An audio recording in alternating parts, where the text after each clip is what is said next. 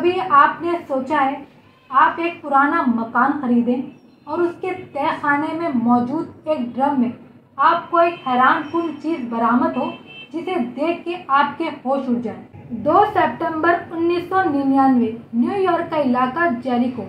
एक शख्स न्यूयॉर्क के इलाके जेरिको में 50 साल पुराना मकान खरीदता है। मकान के तहखाने का जायजा लेते हुए उस शख्स की नज़र काट कबाड़ के दरमियान फंसे हुए एक बड़े ड्रम की तरफ पड़ती है जिसका ढक्कन बहुत मजबूती से बंद हुआ था। उस शख्स ने इस ड्रम के बारे में साबिका मालिक के मकान से मालूम किया तो उस मालिक के मकान का कहना यह था कि ड्रम तब से वहीं पड़ा है जब से उसने ये मकान खरीदा था। ज़्यादा भारी होने की वजह से उसने ड्रम को वहीं रहने दिया। इस ड्रम को फालतू समझकर साबिका मालिक के मकान और उस शख्स ने इस ड्रम को घसीटकर घर से बाहर निकाल दिया। उन दोनों ने इस ड्रम को उठाकर बाहर कचरे की जगह पे रख दिया। कुछ देर में कचरा उठाने वाली गाड़ी आई पर उसने ये ड्रम ले जाने से इनकार कर दिया। उनका कहना यह था कि इसकी कैपेसिटी ज़्यादा है, हम इसको उठाकर नहीं ले जा सकते। इसका वजन कम करने के लिए साबिका मालिक के मकान ने उसका ढक्कन खोलने की कोशिश की, लेकिन ढक्कन बहुत सख्ती से बंद था, उसकी सील भी ना टूट सकी।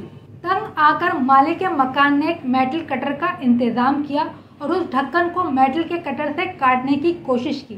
फिर आखिर ये कोशिश कामयाब हुई और उसका ढक्कन कट के अलग हो गया।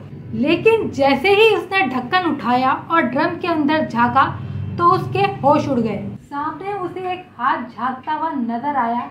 न जाने वो कब से गलने सड़ने की वजह से मम्मी की सी शक्ल इख्तियार कर चुका था। साबिका मालिक मकान इस बात से बड़ा परेशान था कि वो बरसों से एक लाश के साथ रह रहा था और वो इस बात से बेखबर था। हैरान और परेशान होकर उसने ढक्कन गिराया और पुलिस को इतला करने के लिए भागा। पुरसराल लाश की इतला मिलते ही न्यूयॉर्क की पुलिस मौके वारदात पर पहुंच गई। मालिक से इब्तिदाई पूछताछ करने के बाद और जरूरी कार्रवाई करने के बाद न्यूयॉर्क पुलिस ने इसे फॉरेंसिक लैब पहुंचा दिया। लैब के अमले ने इब्तिदाई ब्रीफिंग के बाद उस ड्रम को खाली करना शुरू किया। सबसे पहले उन्होंने ड्रम से प्लास्टिक के कुछ छोटे छोटे पैकेट निकाले जिनमें कुछ छोटी छोटी मोतियां भरी हुई थी। उसके बाद ड्रम से कुछ बोतलें बरामद हुई जिसमें सफेद रंग का कोई केमिकल भरा हुआ था। इसके अलावा ड्रम से एक ब्लैक कलर का पर्स बरामद हुआ जो केमिकल में डूबे रहने की वजह से बहुत बुरी हालत में था। और फिर लैब के अमले ने उस मम्मी नुमा लाश को निकालना शुरू किया। लाश के निकलने के बाद उस ड्रम में से एक प्लास्टिक का फूल भी मिला और साथ में एक सुनहरी लॉकेट भी मिला जिस पे अंकल फिल की जानिब से पैट्रिस के लिए ये अल्फाज लिखे हुए थे। ये पुलिस के लिए अहम सुराग था। इसके अलावा इस केमिकल से भरे ड्रम में 2 अंगूठियां भी मिली जिसमें MHR भी लिखा हुआ था। इस ड्रम का जायजा लेने के बाद फॉरेंसिक टीम को एक के बाद एक सबूत मिलते चले गए। सबसे पहले उस सिया पर्स को खोला जाता है। सिया पर्स से एक डायरी बरामद होती है जो गली सड़ी हालत में होती है, लेकिन उस डायरी से न्यू जर्सी के एक डॉक्टर का पता मिलता है।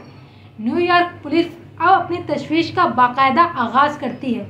वो सबसे पहले उस डॉक्टर का पता करने उस हॉस्पिटल में पहुंचती है, लेकिन न्यूयॉर्क पुलिस को पता चलता है कि वो डॉक्टर वफात पा चुकी है और अब उसकी बेटी इस हॉस्पिटल में काम कर रही है।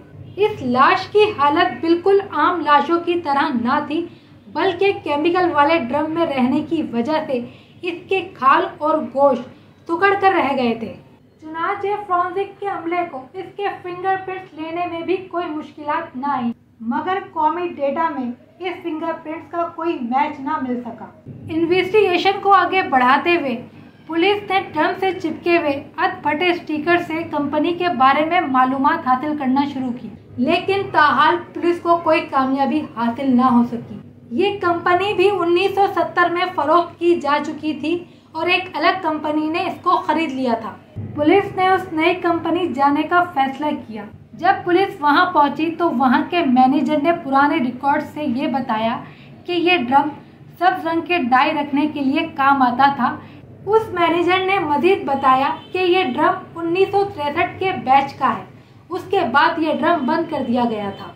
अब न्यूयॉर्क पुलिस के पास एक टाइम फ्रेम था, यानी 1963 से 1970 तक का। उधर फोरेंसिक के अमले ने इस बात की तस्दीक कर दी कि ये लाश एक औरत की है जिसकी उम्र 25 से 30 साल के दरमियान है। लेकिन चंद सवाल अब भी मौजूद थे।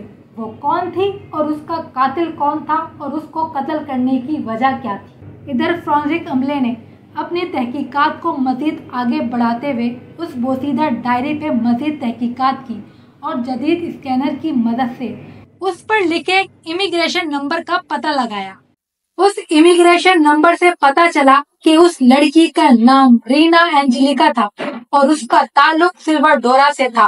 उसकी पैदाइश सन 1941 की थी, लेकिन वो 1966 में अमेरिका शिफ्ट हुई थी। अमेरिका पहुंचने के बाद उसने प्लास्टिक के फूल बनाने वाली एक कंपनी में जॉब कर ली। इसी दौरान न्यूयॉर्क पुलिस ने साबका मकान के रिकॉर्ड से ये पता चलाया कि 1960 में ये मकान हार्वर्ड एल्किंस नामी एक शख्स की मलकियत था, जो एक कारोबारी शख्सियत था और प्लास्टिक के फूल बनाने वाली कंपनी का मालिक था। पुलिस अब रीना के कातिल के करीब पहुंच चुकी थी। पुलिस ने जब मजीद तहकीकात की तो एल्किंस को मुजरिम पाया। इस कत्ल की वजह वो अफेयर था जो एल्किंस और रीना के दरमियान था, जिसका पता एल्किंस की बीवी को चल गया था। पुलिस की इन्वेस्टिगेशन से ये बात भी सामने आई कि एल्किंस ने रीना का कत्ल उसके सर पे भारी चीज मार के किया और उसको एक केमिकल से भरे ड्रम में सील कर दिया और अपने जुर्म को कामयाबी से 3 दिहाइयों तक छुपाए रखा। 3 दिहाइयों तक इस राज को छुपाने के बाद एल्किंस से ये जिल्लत बर्दाश्त ना हुई और उसने खुद को गोली मार ली।